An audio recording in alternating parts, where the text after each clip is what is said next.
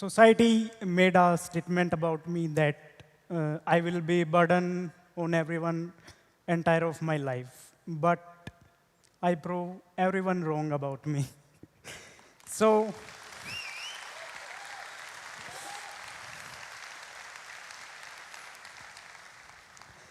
जहाँ तक मुझे अपना बचपन याद है, मुझे पता है कैसे मैं स्कूल में एक्टिव था, दोस्तों के साथ खेलता था और अपने पेरेंट्स के साथ घूमने के लिए जाता था। मैं बेसिकली मेरी फैमिली में मेरे पापा, मेरी मम्मी और एक बड़ा भाई है। और मेरे पापा, मैं बिल्कुल मिडिल क्लास फैमिली से आता हूँ, तो मेरे पापा सब्जी शॉपकीपर हैं और मम्मी घर संभालती हैं। और उसके याद है कि हमने अपना घर बनाया था नया, और जहाँ पे हमने अपना घर बनाया उस टाइम वहाँ पे एक 11,000 वोल्टेज का लाइन क्रॉस हो रखा था, मोस्टली सभी घरों के अंदर से, जो टेरेस को क्रॉस करके जा रहा था। तो एक दिन जैसे सबका चाइल्डहुड होता है, मेरा भी है, और मैं काफ़ी एक्टिव था, खेलता था, कूदता था, दोस्तों के साथ यहाँ वहाँ जाना चलता था। और मुझे याद है वो दिन जो मेरी लाइफ का चेंजिंग मोमेंट बना, 29 दिसंबर 2002, जो मेरी कंप्लीट लाइफ चेंज करके रख दी, जिसने मैं और मेरा कज़न हम दोनों छत पे पतंग उड़ा रहे थे। वो मेरे पीछे खड़ा था और कोइंसिडेंटली मैं छत पे ऐसे चढ़ा कि हमारे घर पे कोई स्टेयर्स नहीं है, ना कोई लैडर था उस टाइम, बस दीवार को पकड़ के चढ़ गए, क्योंकि बचपन था, बचपन में यही सब चीज़ें सब लोग करते हैं। तो हम लोग चढ़ गए, मैं पतंग उड़ा रहा हूँ क्योंकि फेस्टिवल का टाइम था नॉर्थ में, मकर संक्रांति, वहाँ पे सब पतंग उड़ाते हैं, तो यही बचपन रहता है। मैं उड़ा रहा था तो सडनली मेरा पतंग उस 11,000 वायर में जाके अटक जाता है, जो कि टेरेस बाउंड्री से 2 फीट की डिस्टेंस पे था एज अ हाइट। तो मेरे हाथ में डोर है और मैं उसको पकड़ के रखे हुआ हूँ और नंगे पैर था, तो और विंटर्स में छत गीली थी। तो सडनली उसने मुझे कैच कर लिया। 11,000 का जो तार जा रखा था, उसने मेरा लेफ्ट हाथ अपनी तरफ कैच कर लिया। मेरे अंदर आग लगी हुई है, पीछे से मेरा कज़न शोर मचा रहा है कि आग लग गई, करंट लग गया।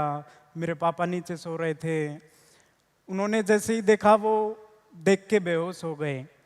और एज सो कॉल्ड सोसाइटी नज़ारा देख रहे हैं अपने घर की छत से, क्योंकि धूप सेक रहे थे, कोई कुछ कर नहीं रहा था। फिर फॉर्चुनेटली कुछ लोग गली से जा रहे थे, जब उन्होंने देखा तो वो तुरंत दौड़ के घर के अंदर आए, और उन्होंने जो घर पे सीढ़ी रखा हुआ था वो तार के ऊपर मारा, तो मैं छत के ऊपर ही गिर गया। तो तुरंत मुझे गवर्नमेंट हॉस्पिटल लेके जाया गया, वहाँ से उन्होंने मुझे पीजीआई रेफ़र कर दिया। और डॉक्टर्स जो कि भगवान होते हैं, उन्होंने मुझे डेड डिक्लेयर कर दिया। एडमिट नहीं कर रहे थे, इमरजेंसी के अंदर भी उन्होंने पेरेंट्स को बोला कि आप एक डेड बॉडी को लेके घूम रहे हैं तो अपना टाइम और पैसा मत वेस्ट कीजिए, छोड़ दीजिए। लेकिन काफ़ी आउटर प्रेशर्स की वजह से उन्होंने मुझे एडमिट कर लिया। जब 2 दिन के बाद मुझे होश आया तो मेरा लेफ्ट हाथ ऑलरेडी काटा जा चुका था मुझे बचाने के लिए। मुझे पता है कि कैसे मुझे वो मोमेंट याद आया कि मेरा हाथ नहीं है। मेरी कज़न की लड़की आई थी, वो मुझको बोलती है कि मामा मुझे गोद में उठा लीजिए। तो जैसे ही मैं कोशिश करता हूँ, हाथ था नहीं तो कहाँ से उठेगा। तो वो मोमेंट था जब मुझे याद आया कि हाथ नहीं है। उसके बाद मेरा 3 महीने ट्रीटमेंट चला। ड्यूरिंग ट्रीटमेंट भी एक इंसिडेंट हुआ। जब मेरे लेफ्ट हाथ का प्लास्टिक सर्जरी कर रहे थे, तो सर्जरी करने के बाद नेक्स्ट दिन ड्रेसिंग के लिए कंपाउंडर आता है, और बाय मिस्टेक अनफॉर्चुनेटली सीजर उठा के उसने मेरा वेन काट दिया। तो फुल ब्लड बॉडी से आउट जितना भी था। फिर सेकंड चांस मिला मुझे, थर्ड चांस मिला लाइफ में आने के लिए। मेरे लेग्स का टोटल मेरे 11 सर्जरी हुए और जिसमें 22 यूनिट्स का प्लाज्मा ट्रांसफ्यूजन हुआ मेरी बॉडी के अंदर। तो उसने काफ़ी चीज़ें चेंज कर दी। जो ब्लड ट्रांसफ्यूजन हुआ बचपन में मुझे काफ़ी एग्रेसिव बना दिया। जब घर पे लेके जाया गया तो मैं किसी से बात नहीं करता था, गुस्से में रहता था मोस्टली, क्योंकि जो ट्रांसफ्यूजन हुआ है वो किसी बच्चे का ब्लड ट्रांसफ्यूजन नहीं हुआ, वो बड़े लोगों का है। तो वो अपोजिट रिएक्शन करने लग गया।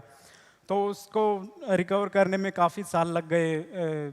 मेरी मम्मी जो हमेशा मेरे साथ रहती है और मुझे सपोर्ट करती रही उस टाइम पे, वो मुझे स्कूल में लेके जाती, स्कूल से लेके आती, ट्रीटमेंट के लिए लेके जाती। और मेरे पापा का वीक हार्ट था तो वो ज़्यादा नहीं सुनते थे। और फिर से सो कॉल्ड सोसाइटी आके बोलती है, रिश्तेदार आके बोलते हैं कि मर जाता तो अच्छा है, बोझ बन के रह गया है, क्या कर लेगा ये ज़िंदगी में।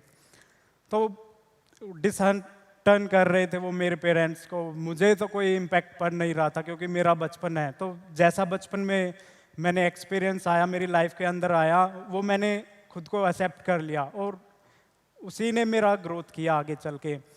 ऐसा करते करते मेरा फिजियोथेरेपी स्टार्ट हुआ। 3 साल के बाद मेरे पहले प्रोस्थेटिक लगे पीजीआई के अंदर, वहाँ भी मेरी मम्मी मेरे साथ हमेशा रहती थी। तो जब भी लोग मुझे देखते उनका सेम कमेंट आता कि मर जाता तो अच्छा रहता, मर जाता तो अच्छा रहता। ठीक है चलती रही लाइफ, चलती रही। और मैंने अपना 10th किया। 10th में अच्छे मार्क्स आए, एवरेज स्टूडेंट था मैं।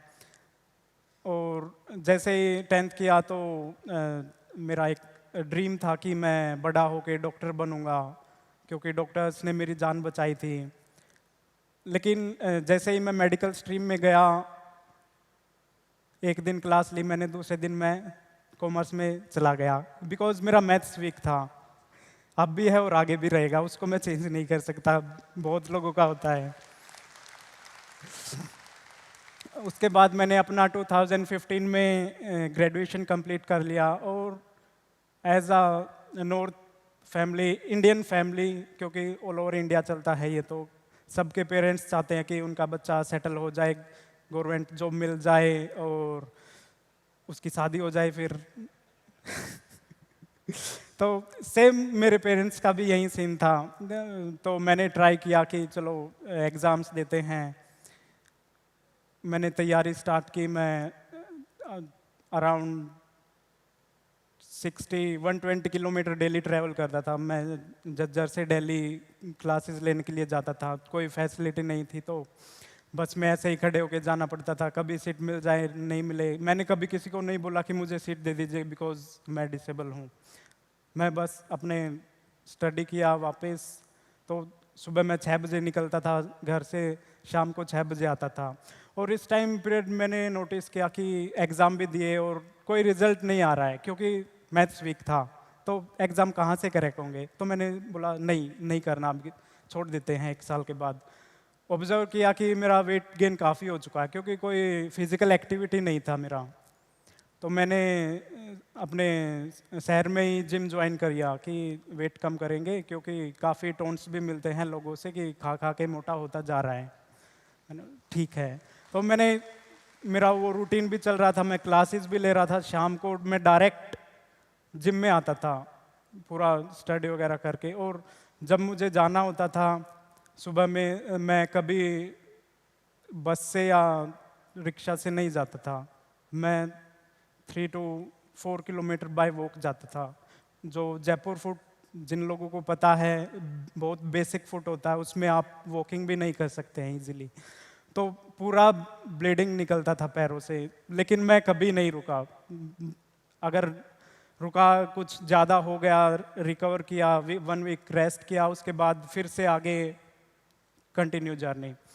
फिर मैंने एक 2016 में एक मैराथन में पार्टिसिपेट किया 2 अक्टूबर को दिल्ली के अंदर। तो वो वीडियो मेरा वायरल हुआ। वहाँ से मुझे एडवांस लेग्स के लिए स्पॉन्सर्स मिले और उन्होंने मुझे बोला कि आप हमारे साथ आइए, हम आपको साइकिलिंग में ट्रेनिंग करेंगे, पैरासाइकिलिंग के लिए हम आपको प्रिपेयर करेंगे। तो मैं हैदराबाद आ गया उनसे ट्रेनिंग लेने के लिए। तो 2016 से 18 मैंने ऑल ओवर इंडिया जो ट्रेनिंग कैंप्स रहते थे वहाँ पे ट्रेनिंग किया, सब जगह हर स्पोर्ट्स किया मैंने। कोई भी स्पोर्ट्स ऐसा नहीं है जो मैंने नहीं किया हुआ, क्योंकि मैंने हर चीज़ दिल से एक्सप्लोर की है। कोई उसमें लोग बोलते हैं कि फिजिकल डिसेबिलिटी आ गई, नहीं कर सकते, तो मैंने हर एक चीज़ की है, दूसरों को दिखाने के लिए नहीं, खुद के लिए कि मैं किस लिमिट को क्रॉस कर सकता हूँ। इसके बाद मैंने एशियन पैरासाइकिलिंग के लिए ट्रेनिंग कर रहा था यहाँ पे, तो मुझे बीच में वो छोड़ना पड़ा, क्योंकि जब भी मैं साइकिल से एक फॉल होता था तो काफ़ी कॉस्टली जा रहा था वो। जो मैं सिलिकॉन लाइनर्स यूज़ करता हूँ उनका दोनों का कॉस्ट अराउंड 40,000 होता है, तो मैं अफोर्ड नहीं कर सकता, ना स्पॉन्सर्स अफोर्ड कर सकते उस चीज़ को। अगर डेली आपके 2 फॉल हो गए तो कौन स्पॉन्सर करेगा। तो एक वाइज डिसीजन लिया कि इसको ब्रेक देते हैं और फिटनेस में आते हैं। मेरा फिटनेस कंटिन्यू चल रहा था। तो 2018 में सुनील जैन सर जो मेरे प्रोस्थेटिक लेग्स बनाते हैं, उन्होंने मुझे ऑफ़र किया कि मैं पुणे शिफ्ट हो जाऊं उनके साथ, और जो दूसरे एम्पुटीज़ हैं या जिनका एम्पुटेशन होने वाला है उनको मैं फिज़िकली एंड मेंटली प्रिपेयर करूं कि कैसे वो अपनी लाइफ को आगे कंटिन्यू कर सकते हैं। तो मैं हरियाणा से पुणे शिफ्ट हो गया 2018 में, और जैसे ही मैं शिफ्ट हुआ उसके कुछ दिन बाद मैं सुरेंद्र गौतम से मिला। जो जब उनको मेरी जर्नी के बारे में पता चला तो उन्होंने मुझे एज अ थर्ड चाइल्ड अपनी केयर में ले लिया, उनके 2 बच्चे ऑलरेडी हैं। तो वहाँ से मुझे एक स्ट्रॉन्ग सपोर्ट मिला जो मेरी जर्नी में हेल्प कर रहा है। अब मैं अभी उनके साथ में ही रहता हूँ। फिर 2018 में एक जो मेरे वेल विशर और सपोर्टर थे काफ़ी टाइम से, उन्होंने मुझे बोला कि हम एक चीज़ अटेम्प्ट करेंगे जो आज तक किसी ने नहीं किया है। तो नेपाल के अंदर गए, वहाँ पे जो वर्ल्ड का सबसे हाईएस्ट स्विंग साइट है द लास्ट रिसोर्ट पे, वहाँ पे मैंने अपना फर्स्ट स्विंग बंजी जंप किया 565 मीटर। लोग पूछते हैं कि आपको डर नहीं लगा। मैंने एक सवाल जवाब रहता है मेरा कि मैं ऑलरेडी 3 बार लाइफ को बीट करके आ चुका हूँ, तो डर अभी कुछ नहीं है मेरे आगे। तो उसके बाद वो लिम्का बुक ऑफ रिकॉर्ड में उसकी एंट्री चली गई।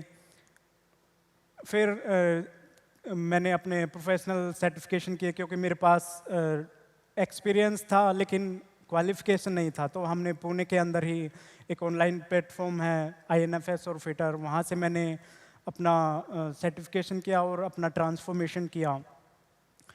और 2020 में जब लॉकडाउन चल रहा था लास्ट दिसंबर में मैंने और मोम ने मिलके इंडिया का फर्स्ट इंक्लूसिव जिम ओपन किया, जिसमें हम लोग डिसेबल और नॉन डिसेबल दोनों लोगों को ट्रेन करते थे।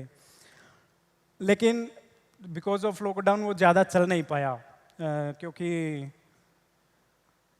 जिम ओपन हो रहे थे, बंद हो रहे थे, ऐसा कंटिन्यू चल रहा था। तो हमने सोचा कि ऐसे आगे नहीं कर पाएंगे, तो 4 महीने के बाद हमने बंद कर दिया, क्योंकि फिर से लॉकडाउन अनाउंसमेंट हो गया। फिर हमने डिसीजन लिया कि हम पुणे को छोड़ के गोवा शिफ्ट करेंगे, वहाँ पे योगा सिखाऊंगा, क्योंकि मैं एक योगा टीचर भी हूँ। तो सेम सिचुएशन वहाँ आई मेरे सामने कि लॉकडाउन है, कोई है नहीं करने के लिए। उसके बाद 2 साल तक ऐसे ही निकल गए, कोई काम नहीं, जॉबलेस, मनीलेस। मैं सर्वाइव कर रहा था बिकॉज ऑफ पीछे जो मेरा सपोर्ट सिस्टम है उनकी वजह से।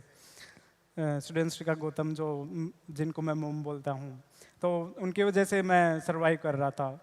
फिर दिस ईयर ओनली मुझे एक as a assistant manager corporate wellness coach assign किया गया एक इंश्योरेंस ब्रोकरेज फर्म में। तो वो एक टर्निंग पॉइंट रहा मेरे लिए। और इस बीच में मुझे काफ़ी अवार्ड्स भी मिले 2018 से 22 तक। जो पर्सनली मेरे लिए मैटर नहीं करते हैं। मैंने किसी की लाइफ पे इम्पैक्ट किया, उन्होंने मुझे नॉमिनेट किया, तो मुझे वो चीज़ें मिली। इस बात की मुझे हैप्पीनेस है कि मैं कैसे लोगों की लाइफ को इम्पैक्ट कर रहा हूँ।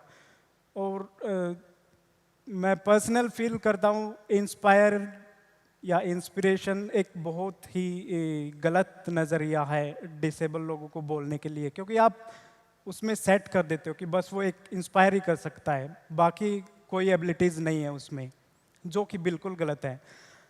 आप मेरे लाइफस्टाइल को उठा के देखेंगे तो आपको पता चलेगा कि मैंने किन लाइंस को क्रॉस किया है। फिर 2021 में मैंने एक पुणे में मेरा फ्रेंड था, मैंने उसको बोला कि मुझे स्कूबा डाइविंग करना है, तो उन्होंने अरेंज किया, क्योंकि वो स्कूबा डाइविंग इंस्ट्रक्टर हैं पार्ट टाइम। तो उन्होंने मेरे लिए पौंडीचेरी में अरेंज किया, जहाँ पे मैंने डाइव किया इन द सी 10 मीटर, जो कि आज तक किसी भी डिसेबल पीपल ने नहीं किया है। कर सकते हैं, पॉइंट ये है कि लोग करने नहीं देते हैं, ये मैटर है। मुझे चीज़ें करने से रोका गया है, मुझे मेरा जिम में एंट्री करने से रोका गया है, वर्कआउट करने से रोका गया है, रिवर राफ्टिंग करने से रोका गया है। क्यों? बिकॉज एक नज़रिया बना लिया है लोगों ने कि ये डिसेबल है, नहीं कर सकता, पर उनको नहीं पता कि मैं ऑलरेडी क्या करके आ चुका हूँ। तो जब तक लोग उस चीज़ को देखते नहीं हैं, समझते नहीं है, बस एक माइंड सेट है। जब अगर आप लोगों को डिस्क्रिप्शन दिया गया तब आप लोगों को पता चला, नहीं तो आपको भी मोस्टली लोगों को यही लगता कि बेचारा है, क्या कर रहा होगा, कैसे सरवाइव कर रहा होगा। और मैं सच में बोलूं तो मैं सबसे बेस्ट लाइफ जी रहा हूं अपनी लाइफ में।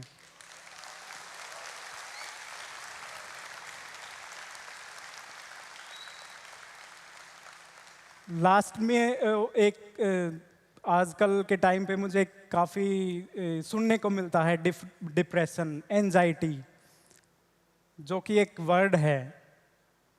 एक्चुअल में वो कुछ है नहीं, हम अपने माइंड को उस फेज में लेके जाते हैं कि बस वहीं रिपीट चीज़ें होती है, थोड़ा कुछ हुआ नहीं, सैड हो गए, डिप्रेशन में चले गए। एक लिमिट तक ठीक है, जब तक कुछ बड़ा ना हो, इससे बड़ा तो क्या होगा।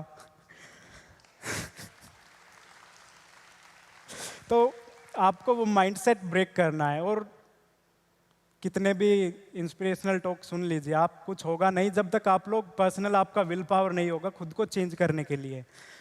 तो आप अपने माइंडसेट को ब्रेक कीजिए, अपने लिमिट्स को ब्रेक कीजिए, और लाइफ में जो चीज़ें आप अचीव करना चाहते हैं विद पैशन के साथ अपना 100% दीजिए और अचीव कीजिए। मेरे लिए राइजिंग फिनिक्स यही है जो एसिड से हाई तक गया है, और Tinkesh Kaushik is just beyond any limits. Thank you.